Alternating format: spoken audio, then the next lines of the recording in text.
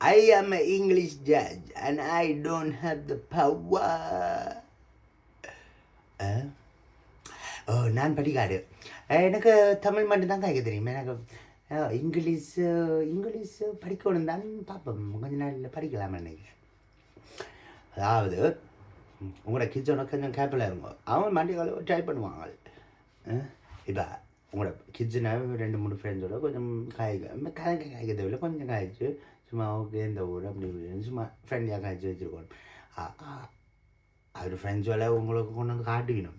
இப்போ இந்த அங்கால போய் பெரிய ஆக்களோட யாராச்சும் சில் பண்ணால் உங்களுக்கு சிலவில் தெரியாமல் வந்துடும். கேபிளாக இருக்கணும். என்ன பெரிய ஆக்களோட சில் பண்ணுறது பெரிய இது இல்லை தான். பட் ஏன் பெரிய ஆக்களோட சில் பண்ணி என்ன பிரயோசனம்?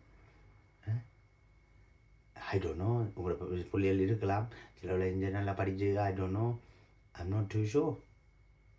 So you have to be careful. இப்போ டெரரிசம் ஆக்டிவிட்டீஸ் இப்போ வந்து டேஞ்சர் ஜோன்ஸ். ஓகே, அவங்கள உங்களை மோட்டிவேட் பண்ணுவாங்க. இப்போ கொஞ்சம் டெரரிஸ்ட்டை இதை விட்டாலும் சரியா, நீங்கள் என்ன செய்யுங்கன்னா இந்த க்ரைம் செய்யாதீங்க. சரியா, கொஞ்சம் காசு வந்தாலும் கொஞ்சம் நிம்மதியாக இருக்கலாம். என்ன சொல்கிறீங்க? கொஞ்சம் காசு வந்தாலும் கொஞ்சம் நிம்மதியாக இருக்கலாம். அவங்க அப்படித்தான். அவங்கள அந்த வீடியோக்கள் பார்த்து கொண்டு இருந்தான். சரியோ, அப்போ அவங்கள வந்து இந்த அடிவாடை பற்றி காய்ச்சி போட்டு சொல்லாங்க. அடிவாடை பற்றி காய்ச்சி போட்டு அதில் வந்து ஒரு மிமிக்ரி மாதிரி அந்த என்ன செய்யணுமெண்டு அந்த வெஸ்டர்ன் பிளெயினோட எல்லாத்தையும் காட்டி அதை வந்து அட்டாக் பண்ணணும் மாதிரி எல்லாம் காட்டுறாங்க. விளங்கிச்சா?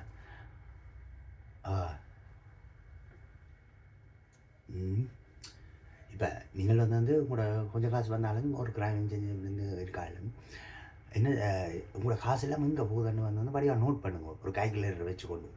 என்ன சொல்கிறீங்க? நான் ஒரு இங்கிலீஷ் ஜட்ஜ் இல்லை, இவன் எனக்கு சொல்கிறான் என்ன சட்டம் ஏதோ ஜட்ஜ் மாதிரி. சரியா? நான் ஒரு இங்கிலீஷ் ஜட்ஜ் இல்லை, இவன் எனக்கு சொல்கிறான் என்ன சட்டம் கேட்டீங்களா கதையை? இங்கே இருந்தோண்டு இந்த வெளிநாட்டில் இருந்தோண்டு வேறு நாட்டுகளுக்கு வேலை செஞ்சு கொண்டு எங்களுக்கு வந்து டிமிக்கி அடிக்கிறாங்க. ஓகே, வேறு நாட்டு பொலிட்டிக்ஸும் தெரிஞ்சு வச்சுருந்தா நல்லது தான். ஆனால் அதுக்காண்டி வந்து இந்த புல்ஷிட்டில் இந்த இந்த இப்படி செய்யணும் அப்படி செய்யணும்னு சொல்லி கொண்டு வந்தால் என்ன அர்த்தம்? எனக்கு விசாரம், உங்களுக்கு விசாரம், எல்லாருக்கும் விசாரம் நினைச்சு கொண்டு இருந்தாங்களே.